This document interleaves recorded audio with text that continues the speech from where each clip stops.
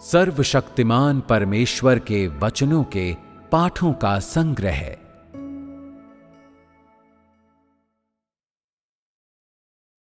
परमेश्वर का कार्य और मनुष्य का कार्य।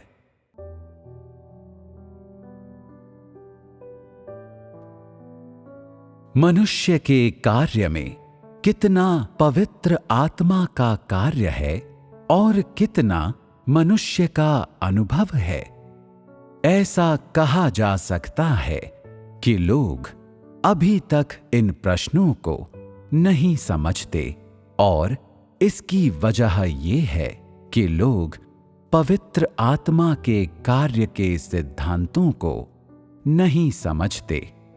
जब मैं मनुष्य का कार्य की बात करता हूं तो निस्संदेह मैं उन लोगों के कार्य की बात कर रहा हूं जिनके पास पवित्र आत्मा का कार्य है या जिन्हें पवित्र आत्मा के द्वारा उपयोग किया जाता है।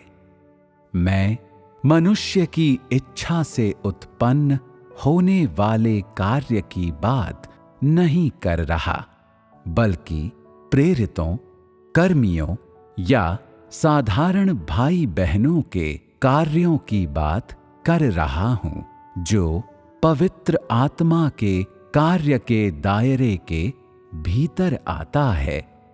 यहां मनुष्य का कार्य देहधारी परमेश्वर को संदर्भित नहीं करता, बल्कि पवित्र आत्मा द्वारा लोगों पर किए जाने वाले कार्य के दायरे और सिद्धांतों के संदर्भ में है।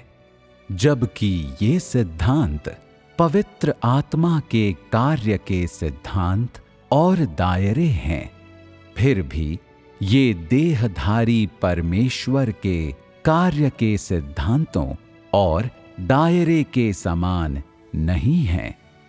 मनुष्य के कार्य में मनुष्य का सार और सिद्धांत होते हैं और परमेश्वर के कार्य में परमेश्वर का सार और सिद्धांत होते हैं।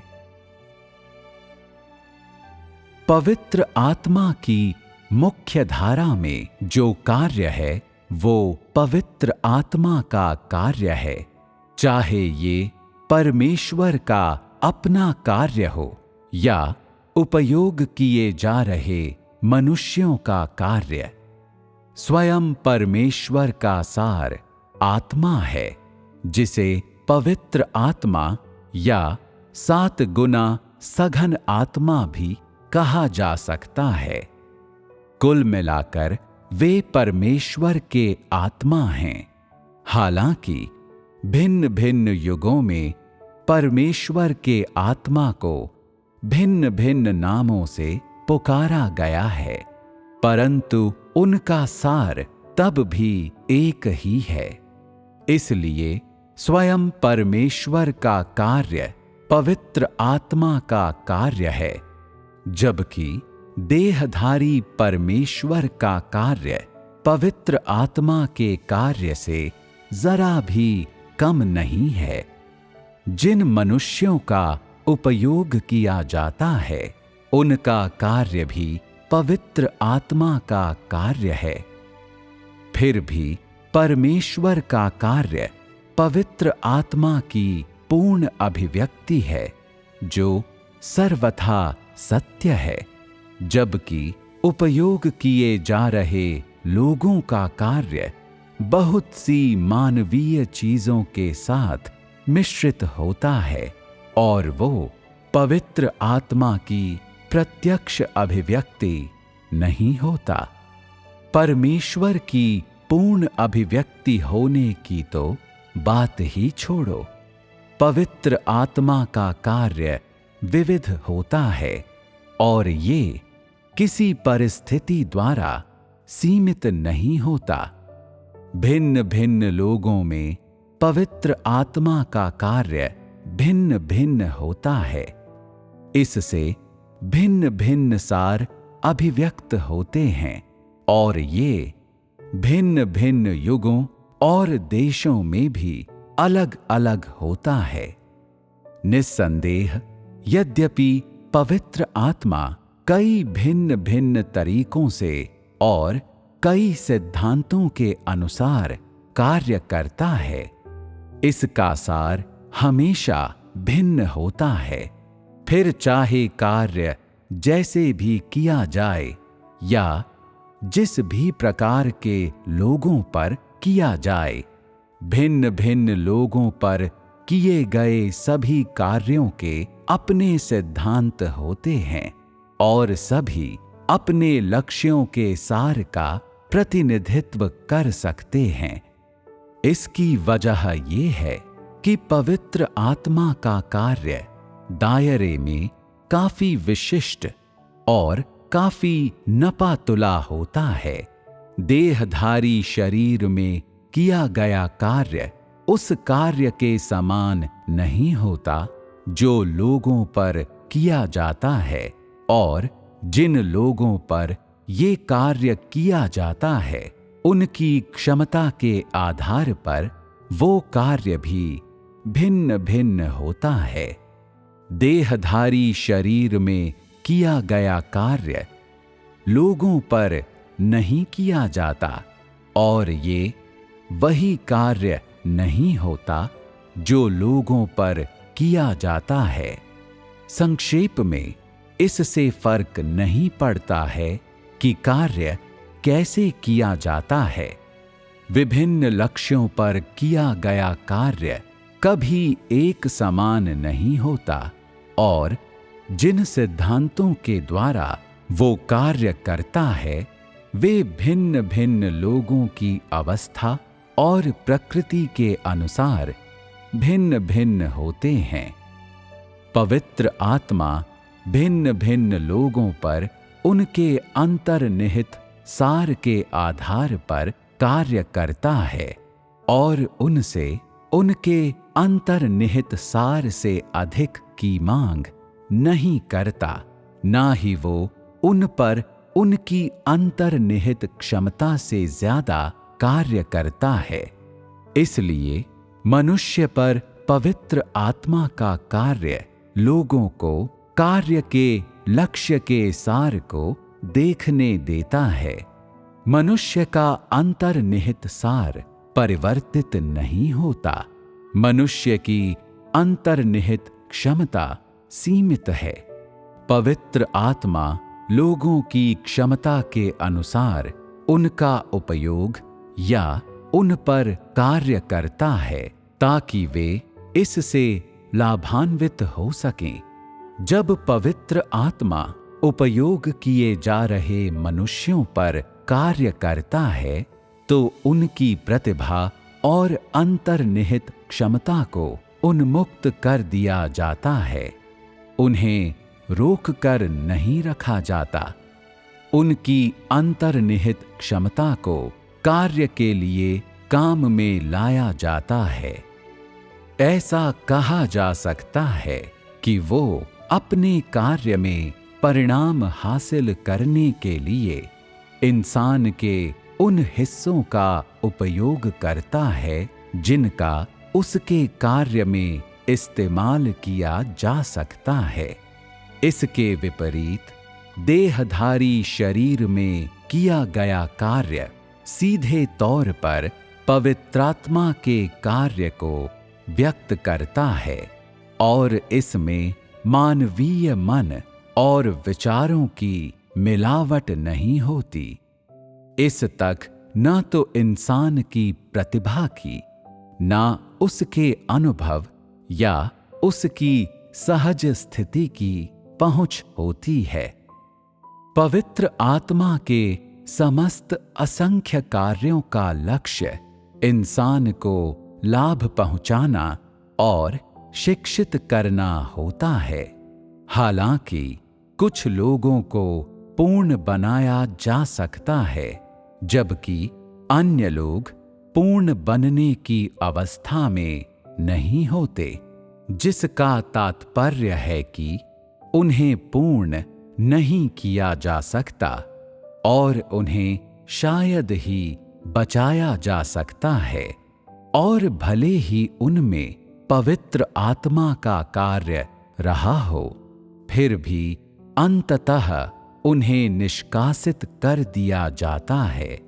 कहने का अर्थ है कि यद्यपि पवित्र आत्मा का कार्य लोगों को शिक्षित करना है, फिर भी इसका ये अर्थ नहीं है कि वे सभी लोग जिनमें पवित्र आत्मा का कार्य रहा है उन्हें पूरी तरह से पूर्ण बनाया जाएगा, क्योंकि बहुत से लोग अपनी खोज में जिस मार्ग का अनुसरण करते हैं वो पूर्ण बनाए जाने का मार्ग नहीं है। उनमें पवित्र आत्मा का केवल एक तरफा कार्य है, आत्मपरख मानवीय सहयोग या सही मानवीय खोज नहीं है। इस तरह इन लोगों पर पवित्र आत्मा का कार्य उन लोगों की सेवा के लिए आता है जिन्हें पूर्ण बनाया जा रहा है। पवित्र आत्मा के कार्य को लोग सीधे तौर पर न तो देख सकते हैं, न ही उसे स्पर्श कर सकते हैं। इसे केवल कार्य करने की प्रतिभा वाले लोग ही व्यक्त कर सकते हैं। इसका अर्थ ये है कि अनुयायियों को पवित्र आत्मा का कार्य लोगों की अभिव्यक्तियों के माध्यम से प्रदान किया जाता है। पवित्र आत्मा के कार्य को कई प्रकार के लोगों और अनेक भिन्न भिन्न परिस्थितियों के माध्यम से संपन्न और पूरा किया जाता है। यद्यपि देहधारी परमेश्वर का कार्य एक संपूर्ण युग के कार्य का प्रतिनिधित्व कर सकता है और एक संपूर्ण युग में लोगों के प्रवेश का प्रतिनिधित्व कर सकता है, फिर भी लोगों के प्रवेश के विस्तृत विवरण पर कार्य अभी भी उन लोगों द्वारा किए जाने की आवश्यकता है जिनका उपयोग पवित्र आत्मा द्वारा किया जाता है, न कि इसे देहधारी परमेश्वर द्वारा किए जाने की आवश्यकता है। इसलिए परमेश्वर का कार्य या परमेश्वर की अपनी सेवकाई देहधारी परमेश्वर के देह का कार्य है। इसे परमेश्वर के बदले मनुष्य नहीं कर सकता। पवित्र आत्मा का कार्य विभिन्न प्रकार के मनुष्यों द्वारा पूरा किया जाता है और इसे केवल एक ही व्यक्ति विशेष द्वारा पूरा नहीं किया जा सकता या एक ही व्यक्ति विशेष के माध्यम से पूरी तरह से व्यक्त नहीं किया जा सकता। जो लोग कलीसियाओं की अगुवाई करते हैं वे भी पूरी तरह से पवित्र आत्मा के कार्य का प्रतिनिधित्व नहीं कर सकते। वे केवल अगुवाई का कुछ कार्य ही कर सकते हैं। इस तरह पवित्र आत्मा के कार्य को 3 हिस्सों में विभाजित किया जा सकता है। परमेश्वर का अपना कार्य, प्रयुक्त लोगों का कार्य और उन सभी लोगों पर किया गया कार्य जो पवित्र आत्मा की धारा में हैं। परमेश्वर का अपना कार्य संपूर्ण युग की अगुवाई करना है। प्रयुक्त लोगों का कार्य परमेश्वर के अपने कार्य कर लेने के पश्चात भेजे जाने या आज्ञा प्राप्त करने के द्वारा परमेश्वर के सभी अनुयायियों की अगुवाई करना है और यही वे लोग हैं जो परमेश्वर के कार्य में सहयोग करते हैं। पवित्र आत्मा द्वारा धारा में मौजूद लोगों पर किया गया कार्य उसके अपने कार्य को बनाए रखने के लिए है, अर्थात संपूर्ण प्रबंधन को और अपनी गवाही को बनाए रखने के लिए है, साथ ही उन लोगों को पूर्ण बनाने के लिए है जिन्हें पूर्ण बनाया जा सकता है।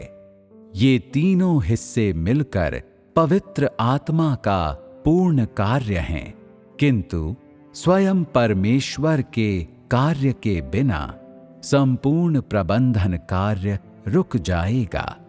स्वयं परमेश्वर के कार्य में संपूर्ण मनुष्य जाति का कार्य समाविष्ट है और ये संपूर्ण युग के कार्य का भी प्रतिनिधित्व करता है।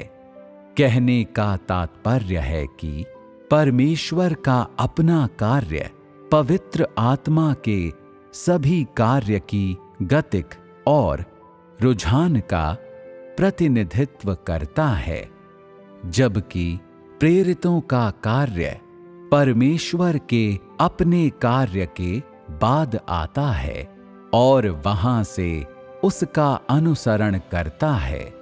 वो ना तो युग की अगुवाई करता है, ना ही वो पूरे युग में पवित्र आत्मा के कार्य के रुझान का प्रतिनिधित्व करता है। वे केवल वही कार्य करते हैं जो मनुष्य को करना चाहिए, जिसका प्रबंधन कार्य से कोई लेना देना नहीं है। परमेश्वर का अपना कार्य प्रबंधन कार्य के भीतर ही एक परियोजना है। मनुष्य का कार्य केवल वही कर्तव्य है जिसका निर्वहन प्रयुक्त लोग करते हैं और उसका प्रबंधन कार्य से कोई संबंध नहीं है। कार्य की विभिन्न पहचान और कार्य के विभिन्न निरूपणों के कारण इस तथ्य के बावजूद कि वे दोनों पवित्र आत्मा के कार्य हैं, परमेश्वर के कार्य और मनुष्य के कार्य के बीच स्पष्ट और सारभूत अंतर हैं। इसके अतिरिक्त पवित्र आत्मा द्वारा किए गए कार्य की सीमा विभिन्न पहचानों वाली वस्तुओं के अनुसार भिन्न होती है। ये पवित्र आत्मा के कार्य के सिद्धांत और दायरे हैं। मनुष्य का कार्य उसके अनुभव और उसकी मानवता के तात्पर्य को सूचित करता है। मनुष्य जो कुछ मुहैया कराता है और जो कार्य करता है वो उसका प्रतिनिधित्व करता है। मनुष्य की अंतर्दृष्टि, उसकी विवेक बुद्धि, उसकी तर्क शक्ति और उसकी समृद्ध कल्पना सभी उसके कार्य में शामिल होते हैं। मनुष्य का अनुभव विशेष रूप से उसके कार्य के तात्पर्य को सूचित करने में समर्थ होता है और व्यक्ति के अनुभव उसके कार्य के घटक बन जाते हैं। मनुष्य का कार्य उसके अनुभव को व्यक्त कर सकता है। जब कुछ लोग नकारात्मक तरीके से अनुभव करते हैं तो उनकी संगति की अधिकांश भाषा नकारात्मक तत्वों से ही युक्त होती है। यदि कुछ समयावधि तक उनका अनुभव सकारात्मक है और उनके पास विशेष रूप से सकारात्मक पहलू में एक मार्ग होता है तो उनकी संगति बहुत प्रोत्साहन देने वाली होती है और लोग उनसे सकारात्मक आपूर्ति प्राप्त कर सकते हैं। यदि कोई कर्मी कुछ समयावधि तक नकारात्मक हो जाता है तो उसकी संगति में हमेशा नकारात्मक तत्व होंगे। इस प्रकार की संगति निराशाजनक होती है और अन्य लोग अनजाने में ही उसकी संगति के बाद निराश हो जाएंगे। अगुआ की अवस्था के आधार पर अनुयायियों की अवस्था बदलती है। एक कर्मी भीतर से जैसा होता है वो वैसा ही व्यक्त करता है और पवित्र आत्मा का कार्य प्रायः मनुष्य की अवस्था के साथ बदल जाता है। वो मनुष्य के अनुभव के अनुसार कार्य करता है और उसे बाध्य नहीं करता, बल्कि लोगों के अनुभव के सामान्य क्रम के अनुसार उनसे मांग करता है। कहने का तात्पर्य है कि मनुष्य की संगति परमेश्वर के वचन से भिन्न होती है। लोग जो संगति करते हैं वो उनकी व्यक्तिगत अंतर्दृष्टि और अनुभव को बताती है और परमेश्वर के कार्य के आधार पर उनकी अंतर्दृष्टि और अनुभव को व्यक्त करती है। उनकी जिम्मेदारी ये है कि परमेश्वर के कार्य करने या बोलने के पश्चात वे पता लगाएं कि उन्हें इसमें से किसका अभ्यास करना चाहिए या किस में प्रवेश करना चाहिए और फिर इसे अनुयायियों को सौंप दें। इसलिए मनुष्य का कार्य उसके प्रवेश और अभ्यास का प्रतिनिधित्व करता है। निस्संदेह ऐसा कार्य मानवीय सबक और अनुभव या कुछ मानवीय विचारों के साथ मिश्रित होता है। पवित्र आत्मा चाहे जैसे कार्य करे, चाहे वो मनुष्य में कार्य करे या देहधारी परमेश्वर में, कर्मी हमेशा वही व्यक्त करते हैं जो वे होते हैं। यद्यपि कार्य पवित्र आत्मा ही करता है, फिर भी मनुष्य अंतर्निहित रूप से जैसा होता है, कार्य उसी पर आधारित होता है, क्योंकि पवित्र आत्मा बिना आधार के कार्य नहीं करता। दूसरे शब्दों में, कार्य शून्य में से नहीं आता, बल्कि वो हमेशा वास्तविक परिस्थितियों और असली स्थितियों के अनुसार किया जाता है। केवल इसी तरह से मनुष्य के स्वभाव को रूपांतरित किया जा सकता है और उसकी पुरानी धारणाओं एवं पुराने विचारों को बदला जा सकता है। जो कुछ मनुष्य देखता है, अनुभव करता है और कल्पना कर सकता है, वो उसी को अभिव्यक्त करता है और ये मनुष्य के विचारों द्वारा प्राप्य होता है। भले ही ये सिद्धांत या धारणाएं ही क्यों ना हों, चाहे मनुष्य के कार्य का आकार कुछ भी हो, ये उसके अनुभव के दायरे से परे नहीं जा सकता। न ही जो वो देखता है या जिसकी वो कल्पना या जिसका विचार कर सकता है, उससे बढ़कर हो सकता है। परमेश्वर वही सब प्रकट करता है जो वो स्वयं है और ये मनुष्य की पहुंच से परे है, अर्थात मनुष्य की सोच से परे है। वो संपूर्ण मानव जाति की अगुवाई करने के अपने कार्य को व्यक्त करता है। इसका मानवीय अनुभव के विवरणों से कोई लेना देना नहीं है, बल्कि ये उसके अपने प्रबंधन से संबंधित है। मनुष्य जो व्यक्त करता है वो उसका अपना अनुभव है, जबकि परमेश्वर अपने स्वरूप को व्यक्त करता है, जो कि उसका अंतर्निहित स्वभाव है और मनुष्य की पहुंच से परे है। मनुष्य का अनुभव उसकी अंतर्दृष्टि और वो ज्ञान है जो उसने परमेश्वर द्वारा अपने स्वरूप की अभिव्यक्ति के आधार पर प्राप्त किया है। ऐसी अंतर्दृष्टि और ज्ञान मनुष्य का स्वरूप कहलाता है और उनकी अभिव्यक्ति का आधार मनुष्य का अंतर्निहित स्वभाव और उसकी क्षमता होते हैं। इसलिए इन्हें मनुष्य का अस्तित्व भी कहा जाता है। जो कुछ मनुष्य देखता और अनुभव करता है, वो उसकी संगति कर पाता है।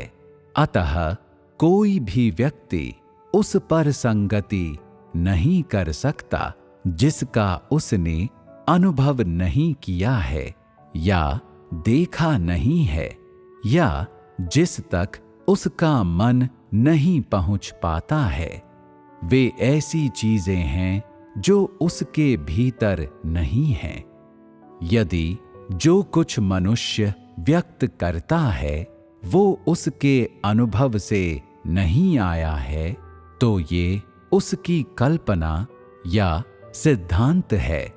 सीधे सीधे कहें तो उसके वचनों में कोई वास्तविकता नहीं होती। यदि तुम समाज की चीजों से कभी संपर्क में न आते, तो तुम समाज के जटिल संबंधों की स्पष्टता से संगति करने में समर्थ नहीं होते। यदि तुम्हारा कोई परिवार न होता, परंतु अन्य लोग पारिवारिक मुद्दों के बारे में बात करते, तो तुम उनकी अधिकांश बातों को नहीं समझ पाते। इसलिए जो कुछ मनुष्य संगति करता है और जिस कार्य को वो करता है, वे उसके भीतरी अस्तित्व का प्रतिनिधित्व करते हैं। यदि किसी ने ताड़ना और न्याय के बारे में अपनी समझ की संगति की, परंतु तुम्हारे पास उसका कोई अनुभव नहीं है, तो तुम उसके ज्ञान को नकारने का साहस नहीं करोगे। उसके बारे में 100% निश्चित होने का साहस तो बिल्कुल भी नहीं करोगे, क्योंकि उसकी संगति ऐसी चीज है जिसका तुमने कभी अनुभव नहीं किया है, जिसके बारे में तुमने कभी जाना नहीं है। तुम्हारा मन उसकी कल्पना भी नहीं कर सकता। तुम उसके ज्ञान से बस भविष्य में ताड़ना और न्याय से गुजरने का एक मार्ग पा सकते हो, परंतु ये मार्ग केवल एक सैद्धांतिक ज्ञान ही हो सकता है। ये तुम्हारी समझ का स्थान नहीं ले सकता। तुम्हारे अनुभव का स्थान तो बिल्कुल भी नहीं ले सकता।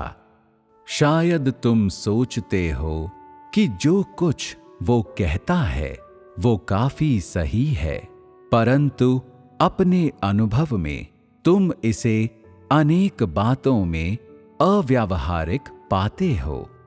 शायद तुम्हें लगे जो तुमने सुना वो पूरी तरह अव्यावहारिक है।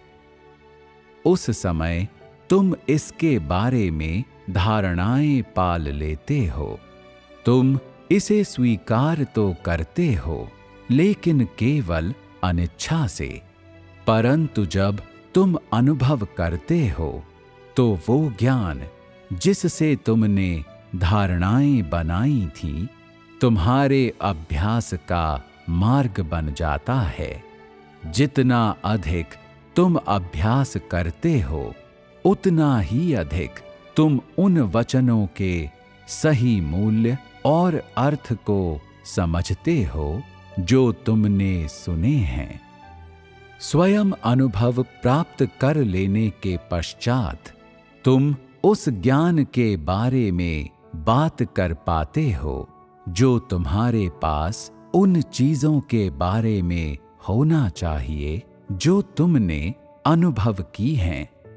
इसके साथ तुम ऐसे लोगों के बीच अंतर कर सकते हो जिनका ज्ञान वास्तविक और व्यावहारिक है, और ऐसे लोग जिनका ज्ञान सिद्धांत पर आधारित है और बेकार है। इसलिए वो ज्ञान जिसकी तुम चर्चा करते हो वो सत्य के अनुरूप है या नहीं, ये मुख्य रूप से इस बात पर निर्भर करता है कि तुम्हारे पास उसका व्यावहारिक अनुभव है या नहीं। जहां तुम्हारे अनुभवों में सच्चाई होगी वहां तुम्हारा ज्ञान व्यावहारिक और मूल्यवान होगा।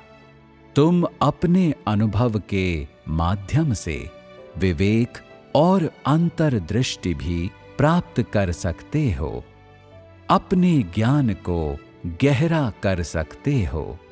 तुम्हें कैसा आचरण करना चाहिए इस बारे में अपनी बुद्धि और सामान्य बोध बढ़ा सकते हो। जिन लोगों में सत्य नहीं होता उनके द्वारा व्यक्त ज्ञान मात्र सिद्धांत होता है, फिर भले ही वो ज्ञान कितना ही ऊंचा क्यों ना हो। जब देह के मामलों की बात आती है तो हो सकता है कि इस प्रकार का व्यक्ति बहुत बुद्धिमान हो, परंतु जब आध्यात्मिक मामलों की बात आती है तो वो अंतर नहीं कर पाता, क्योंकि आध्यात्मिक मामलों में ऐसे लोगों को कोई अनुभव नहीं होता। ऐसे लोग आध्यात्मिक मामलों में प्रबुद्ध नहीं होते और आध्यात्मिक मामलों को बिल्कुल नहीं समझते। चाहे तुम किसी भी तरह का ज्ञान व्यक्त करो, अगर ये तुम्हारा अस्तित्व है तो ये तुम्हारा व्यक्तिगत अनुभव है, तुम्हारा वास्तविक ज्ञान है।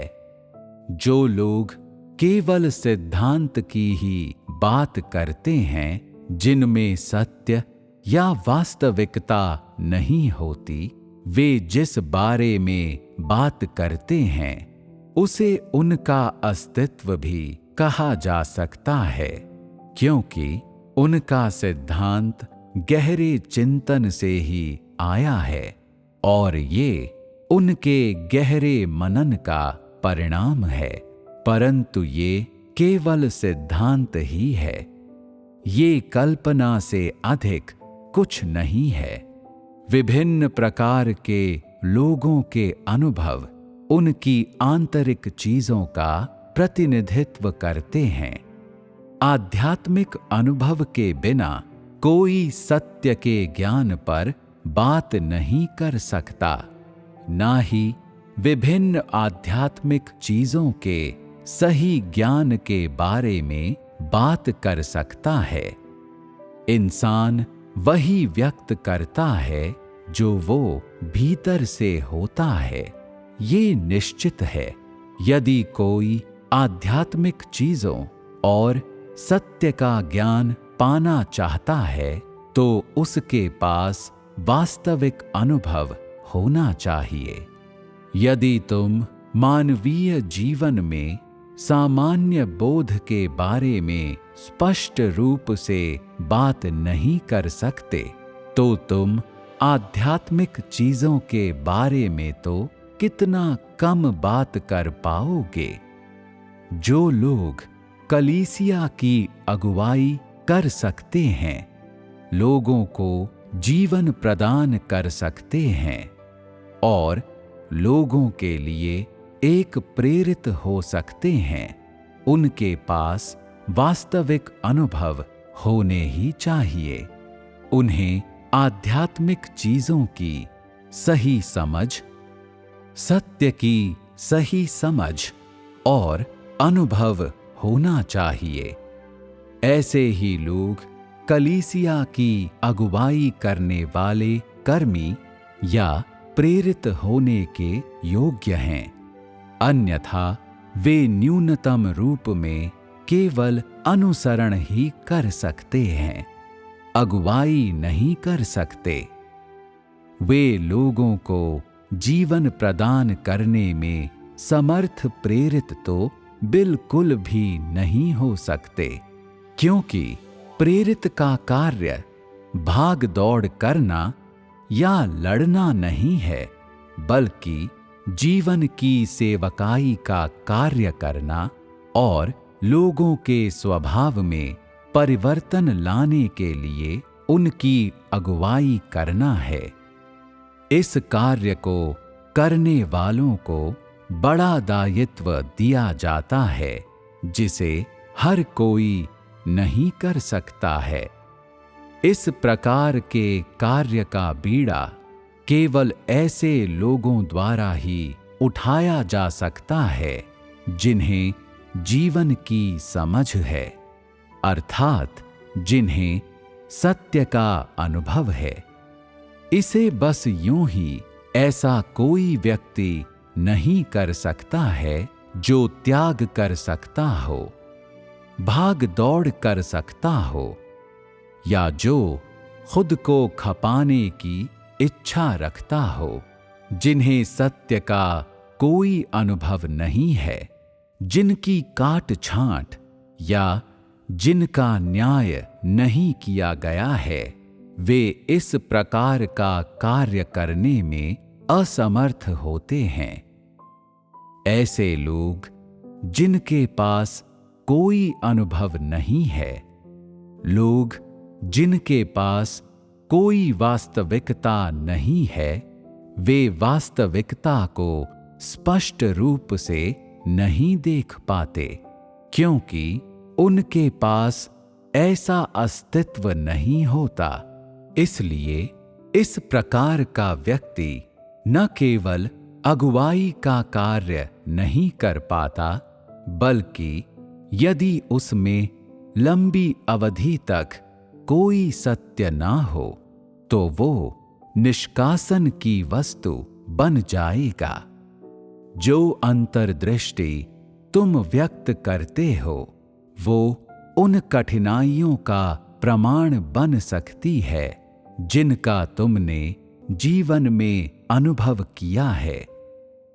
जिन चीजों के लिए तुम्हें ताड़ना दी गई है और जिन मामलों में तुम्हारा न्याय किया गया है, ये बात परीक्षणों पर भी लागू होती है। जहां एक व्यक्ति शुद्ध है, जहां एक व्यक्ति कमजोर है, इन क्षेत्रों में मनुष्य को अनुभव होता है। इनमें मनुष्य के पास मार्ग होता है। उदाहरण के लिए, यदि कोई विवाह में कुंठाओं से पीड़ित है, तो वो अक्सर ऐसी संगति करेगा।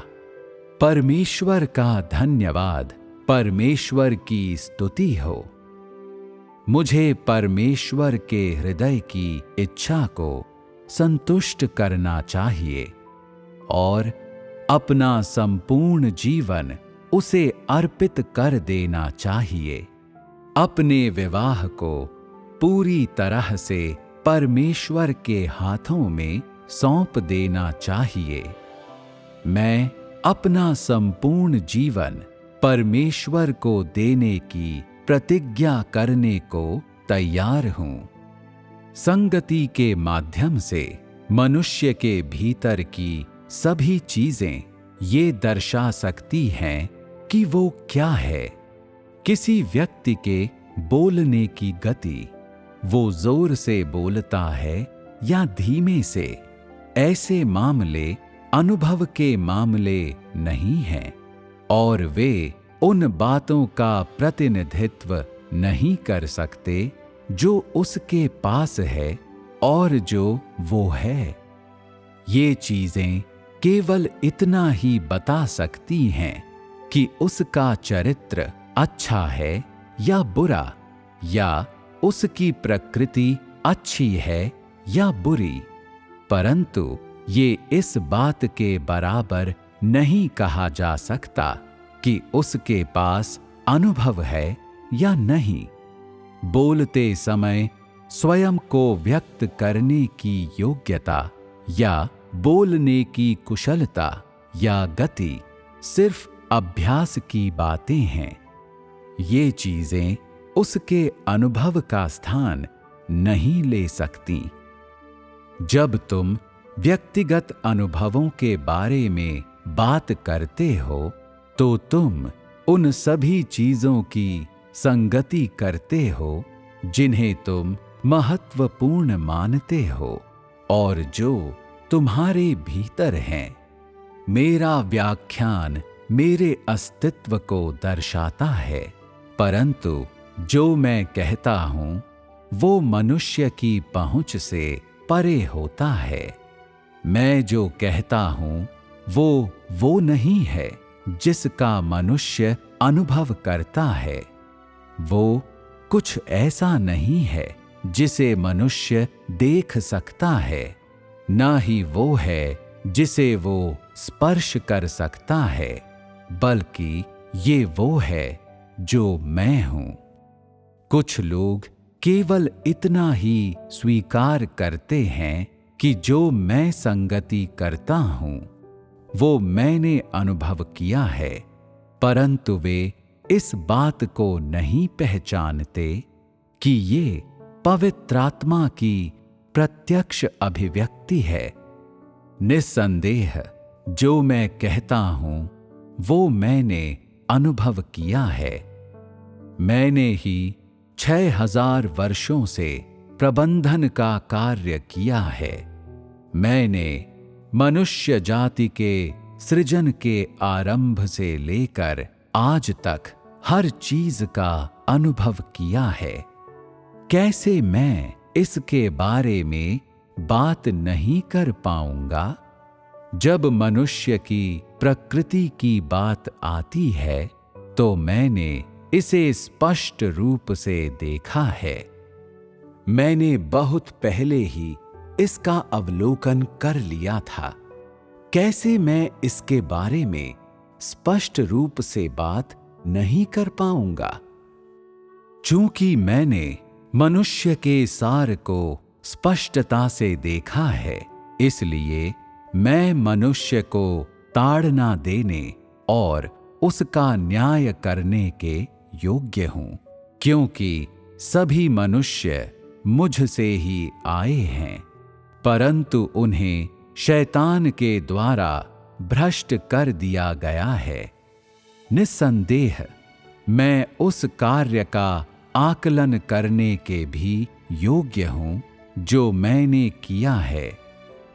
यद्यपि ये कार्य मेरे देह द्वारा नहीं किया जाता, फिर भी ये पवित्रात्मा की प्रत्यक्ष अभिव्यक्ति है और यही मेरा स्वरूप है। इसलिए मैं इसे व्यक्त करने और उस कार्य को करने के योग्य हूं जो मुझे करना चाहिए।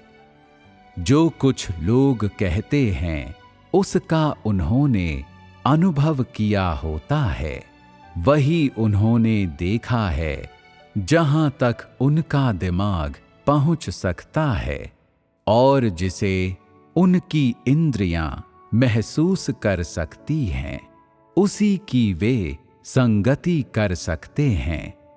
देहधारी परमेश्वर द्वारा कहे गए वचन पवित्रात्मा की प्रत्यक्ष अभिव्यक्ति हैं और वे उस कार्य को अभिव्यक्त करते हैं जो पवित्रात्मा द्वारा किया गया है, जिसे देह ने अनुभव नहीं किया है या देखा नहीं है, लेकिन फिर भी अपने अस्तित्व को व्यक्त करता है, क्योंकि देह का सार पवित्रात्मा है और वो पवित्रात्मा के कार्य को व्यक्त करता है। यद्यपि ये देह की पहुंच से परे है, फिर भी इस कार्य को पवित्रात्मा द्वारा पहले ही कर लिया गया है। देह धारण के पश्चात देह की अभिव्यक्ति के माध्यम से वो लोगों को परमेश्वर के अस्तित्व को जानने में सक्षम बनाता है और लोगों को परमेश्वर के स्वभाव और उस कार्य को देखने देता है जो उसने किया है। मनुष्य का कार्य लोगों को इस बारे में अधिक स्पष्ट होने में सक्षम बनाता है कि उन्हें किस में प्रवेश करना चाहिए और उन्हें क्या समझना चाहिए। इसमें लोगों को सत्य को समझने और उसका अनुभव करने की ओर ले जाना शामिल है। मनुष्य का कार्य लोगों को पोषण देना है। परमेश्वर का कार्य मानव जाति के लिए नए मार्गों और नए युगों को प्रशस्त करना है और लोगों के सामने वो प्रकट करना है जिसे नश्वर लोग नहीं जानते, जिससे वे परमेश्वर के स्वभाव को जानने में सक्षम हो जाएं। परमेश्वर का कार्य संपूर्ण मानव जाति की अगुवाई करना है। पवित्र आत्मा का सारा कार्य लोगों को लाभ पहुंचाने के लिए किया जाता है। ये पूर्ण रूप से लोगों को शिक्षित करने के बारे में है। ऐसा कोई कार्य नहीं है जो लोगों को लाभान्वित न करता हो। चाहे सत्य गहरा हो या उथला, चाहे सत्य को स्वीकार करने वाले लोगों की क्षमता कैसी भी क्यों ना हो, जो कुछ भी पवित्र आत्मा करता है, ये सब लोगों के लिए लाभदायक है। परंतु पवित्र आत्मा का कार्य सीधे तौर पर नहीं किया जा सकता। इसे पवित्र आत्मा के साथ सहयोग करने वाले लोगों के जरिए व्यक्त किया जाना चाहिए। तभी पवित्र आत्मा के कार्य के परिणाम प्राप्त किए जा सकते हैं। निस्संदेह जब पवित्र आत्मा प्रत्यक्ष तौर पर कार्य करता है तो उसमें कोई मिलावट नहीं होती, परंतु जब पवित्र आत्मा मनुष्य के माध्यम से कार्य करता है तो ये कलुषित हो जाता है और पवित्र आत्मा का मूल कार्य नहीं रह जाता। इस तरह से सत्य विभिन्न अंशों तक बदल जाता है। अनुयायी पवित्र आत्मा के मूल इरादे को न पाकर पवित्र आत्मा के कार्य और मनुष्य के अनुभव एवं ज्ञान के संयोजन को प्राप्त करते हैं। अनुयायियों के द्वारा जो प्राप्त किया जाता है उसका जो भाग पवित्र आत्मा का कार्य है सही होता है, जबकि उनके द्वारा प्राप्त मनुष्य का अनुभव और ज्ञान भिन्न भिन्न होते हैं, क्योंकि कर्मी भिन्न भिन्न होते हैं। जिन कर्मियों को पवित्र आत्मा की प्रबुद्धता और मार्गदर्शन प्राप्त हो जाता है, वे प्रबुद्धता और मार्गदर्शन के आधार पर अनुभव पाते जाएंगे। इन अनुभवों में मनुष्य का मन और अनुभव और साथ ही मानवता का अस्तित्व मिला हुआ होता है। उसके बाद वे वो ज्ञान या अंतर्दृष्टि प्राप्त करते हैं जो उनमें होनी चाहिए। सत्य का अनुभव कर लेने पर ये मनुष्य के अभ्यास का मार्ग होता है।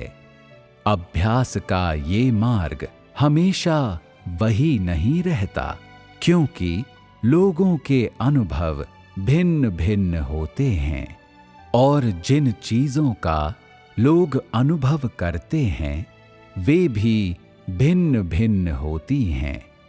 इस तरह पवित्र आत्मा की वही प्रबुद्धता भिन्न भिन्न ज्ञान और अभ्यास में परिणत होती है, क्योंकि प्रबुद्धता प्राप्त करने वाले लोग भिन्न भिन्न होते हैं। कुछ लोग अभ्यास के दौरान मामूली गलतियां करते हैं, जबकि कुछ लोग बड़ी गलतियां करते हैं और कुछ लोग तो सिर्फ गलतियां ही करते हैं, क्योंकि लोगों की समझने की क्षमता भिन्न होती है और उनकी अंतर्निहित क्षमता भी भिन्न होती है। कुछ लोग किसी संदेश को सुनकर उसे एक तरह से समझते हैं, जबकि कुछ लोग किसी सत्य को सुनकर उसे दूसरी तरह से समझते हैं। कुछ लोग जरा सा भटक जाते हैं, जबकि कुछ लोग सत्य के अर्थ को बिल्कुल भी नहीं समझते। इसलिए इंसान की समझ ही तय करती है कि वो दूसरों की अगुवाई कैसे करेगा। ये बिल्कुल सत्य है, क्योंकि इंसान का कार्य उसके अस्तित्व की अभिव्यक्ति ही है। जो लोग सत्य की समझ रखने वाले लोगों की अगुवाई में होते हैं, उनकी भी सत्य की समझ सही होगी। अगर ऐसे लोग हैं भी जिनकी समझ में त्रुटियां हैं, तो भी ऐसे लोग बहुत कम हैं और सभी में त्रुटियां नहीं होंगी। यदि किसी की सत्य की समझ में त्रुटियां हैं, तो निस्संदेह उनमें भी त्रुटियां होंगी जो उसका अनुसरण करते हैं। ऐसे लोग हर तरह से गलत होंगे। अनुयायियों की सत्य की समझ की मात्रा मुख्य रूप से कर्मियों पर निर्भर करती है। निस्संदेह परमेश्वर से आया सत्य सही और त्रुटिहीन है और इसमें कोई संदेह नहीं है, परंतु कर्मी पूरी तरह से सही नहीं होते और उन्हें पूरी तरह से विश्वसनीय नहीं कहा जा सकता। यदि कर्मियों के पास सत्य का अभ्यास करने का बहुत व्यावहारिक तरीका है, तो अनुयायियों के पास भी अभ्यास का तरीका होगा। यदि कर्मियों के पास सत्य का अभ्यास करने का कोई तरीका न होकर केवल सिद्धांत है, तो अनुयायियों में कोई वास्तविकता नहीं होगी। अनुयायियों की क्षमता और स्वभाव जन्म से ही निर्धारित होते हैं और वे कार्यकर्ताओं के साथ संबद्ध नहीं होते, परंतु अनुयायियों के सत्य को समझने और परमेश्वर को जानने की सीमा कर्मियों पर निर्भर करती है। ये बात केवल कुछ लोगों पर ही लागू होती है। जैसा कर्मी होगा, वैसे ही उसके अनुयायी होंगे जिनकी वो अगुवाई करता है। कर्मी पूरी तरह से अपने ही अस्तित्व को व्यक्त करता है। वो जिन चीजों की अपेक्षा अपने अनुयायियों से करता है, उन्हीं चीजों को वो स्वयं प्राप्त करना चाहता है, या प्राप्त करने में समर्थ होता है। अधिकांश कर्मी जो कुछ स्वयं करते हैं उसी के आधार पर अपने अनुयायियों से अपेक्षाएं करते हैं। इसके बावजूद कि उनके अनुयायी बहुत सी चीजों को बिल्कुल भी प्राप्त नहीं कर पाते और जिस चीज को इंसान प्राप्त नहीं कर पाता वो उसके प्रवेश में बाधा बन जाती है। ऐसे लोगों के कार्य में बहुत कम विचलन होता है जो काट छांट, निपटने, न्याय और ताड़ना से होकर गुजर चुके हैं और उनके कार्य की अभिव्यक्ति बहुत अधिक सटीक होती है।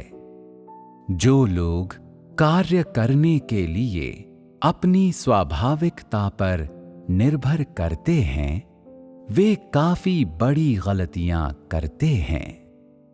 पूर्ण न किए गए लोगों के कार्य में उनकी बहुत अधिक स्वाभाविकता अभिव्यक्त होती है जो पवित्र आत्मा के कार्य में बड़ा अवरोध उत्पन्न करती है। व्यक्ति की क्षमता कितनी ही अच्छी क्यों ना हो, उसे परमेश्वर के आदेश का कार्य कर सकने से पहले काट छांट, निपटने और न्याय से भी अवश्य गुजरना चाहिए।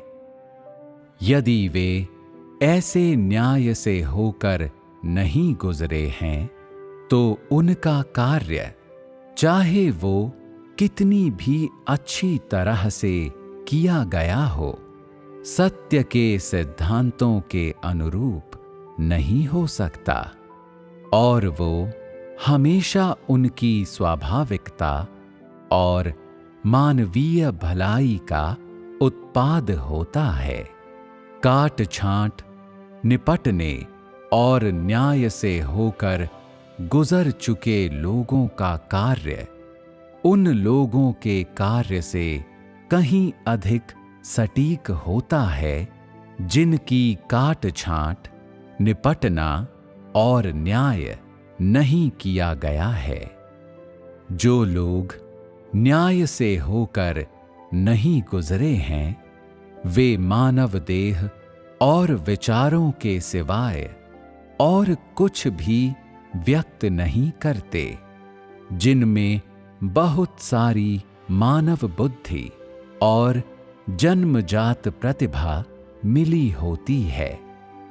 ये मनुष्य द्वारा परमेश्वर के कार्य की सटीक अभिव्यक्ति नहीं है। जो लोग उनका अनुसरण करते हैं वे उनकी जन्मजात क्षमता द्वारा उनके सामने लाए जाते हैं। चूंकि वे मनुष्य की अंतर्दृष्टि और अनुभव को बहुत अधिक व्यक्त करते हैं जो परमेश्वर के मूल इरादे से लगभग कटे हुए और उससे बहुत अलग हो गए होते हैं, इसलिए इस प्रकार के व्यक्ति का कार्य लोगों को परमेश्वर के सम्मुख लाने में असमर्थ होता है, परंतु इसके बजाय वो उन्हें उसके सामने ले आता है। इसलिए जो लोग न्याय और ताड़ना से होकर नहीं गुजरे हैं वे परमेश्वर के आदेश के कार्य को करने के लिए अयोग्य हैं। योग्य कार्यकर्ता का कार्य लोगों को सही मार्ग पर ला सकता है और उन्हें सत्य में अधिक प्रवेश प्रदान कर सकता है। उसका कार्य लोगों को परमेश्वर के सम्मुख ला सकता है। इसके अतिरिक्त जो कार्य वो करता है वो भिन्न भिन्न व्यक्तियों के लिए भिन्न भिन्न हो सकता है और वो नियमों से बंधा हुआ नहीं होता। उन्हें मुक्ति और स्वतंत्रता तथा जीवन में क्रमशः आगे बढ़ने और सत्य में अधिक गहन प्रवेश करने की क्षमता प्रदान करता है। अयोग्य कार्यकर्ता का कार्य हल्का पड़ता है, उसका कार्य मूर्खतापूर्ण होता है। वो लोगों को केवल नियमों के भीतर ला सकता है और लोगों से उसकी मांगें भिन्न भिन्न व्यक्तियों के लिए भिन्न भिन्न नहीं होती। वो लोगों की वास्तविक आवश्यकताओं के अनुसार कार्य नहीं करता। इस प्रकार के कार्य में बहुत अधिक नियम और बहुत अधिक वाद होते हैं और वो लोगों को वास्तविकता में नहीं ला सकता, न ही वो उन्हें जीवन में विकास के सामान्य अभ्यास में ही ला सकता है। वो लोगों को केवल कुछ बेकार नियमों का पालन करने में सक्षम बना सकता है। इस प्रकार के दिशा निर्देश लोगों को केवल भटका सकते हैं। वो तुम्हें अपने जैसा बनाने के लिए तुम्हारी अगुवाई करता है। वो तुम्हें उसी में ला सकता है जो उसके पास है और जो वो है। अनुयायियों के लिए ये समझने की कुंजी कि अगुआ योग्य हैं या नहीं, उनके द्वारा अगुवाई किए जाने वाले मार्ग और उनके कार्य के परिणामों को देखना है और ये भी कि अनुयायी सत्य के अनुसार सिद्धांत और अपने रूपांतरण के लिए उपयुक्त अभ्यास के तरीके प्राप्त करते हैं या नहीं। तुम्हें विभिन्न प्रकार के लोगों के विभिन्न कार्यों के बीच भेद करना चाहिए।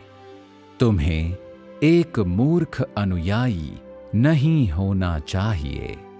ये लोगों के प्रवेश के मामले पर प्रभाव डाल सकता है।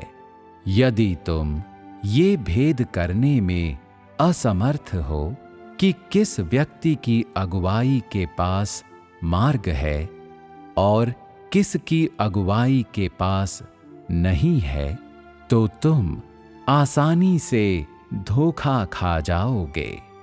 इस सब का तुम्हारे अपने जीवन के साथ सीधा संबंध है। पूर्ण न किए गए लोगों के कार्य में बहुत अधिक स्वाभाविकता होती है। उसमें बहुत अधिक मानव इच्छा मिली हुई होती है।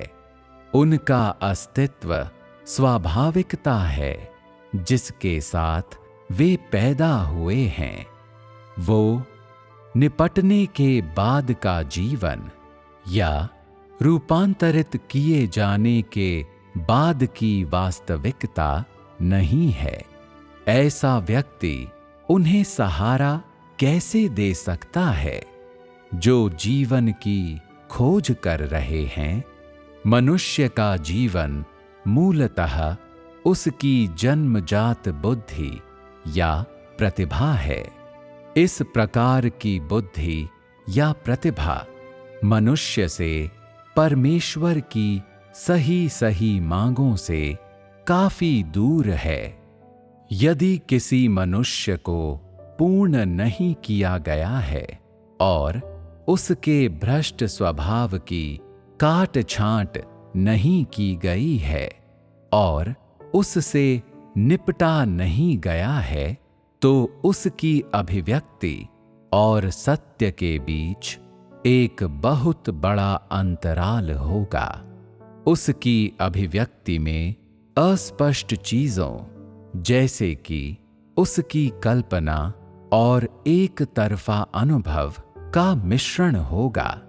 इतना ही नहीं, भले ही वो कैसे भी कार्य करे, लोग महसूस करते हैं कि उसमें ऐसा कोई समग्र लक्ष्य और ऐसा कोई सत्य नहीं है जो सभी लोगों के प्रवेश के लिए उपयुक्त हो। लोगों से जो मांग की जाती है उसमें से अधिकांश उनकी योग्यता से परे होती हैं, मानो वे मचान पर बैठने के लिए मजबूर की जा रही बतखें हों। ये मनुष्य की इच्छा का कार्य है। मनुष्य का भ्रष्ट स्वभाव, उसके विचार और उसकी धारणाएं उसके शरीर के सभी अंगों में व्याप्त हैं।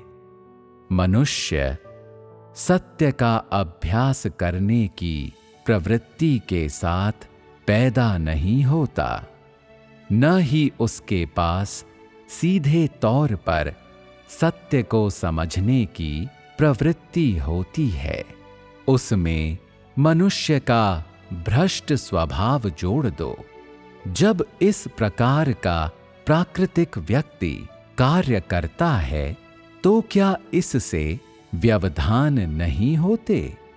परंतु जो मनुष्य पूर्ण किया जा चुका है उसके पास सत्य का अनुभव होता है जिसे लोग समझ सकते हैं और उनके भ्रष्ट स्वभाव का ज्ञान होता है, जिससे उसके कार्य की अस्पष्ट और अवास्तविक चीजें धीरे धीरे कम हो जाती हैं।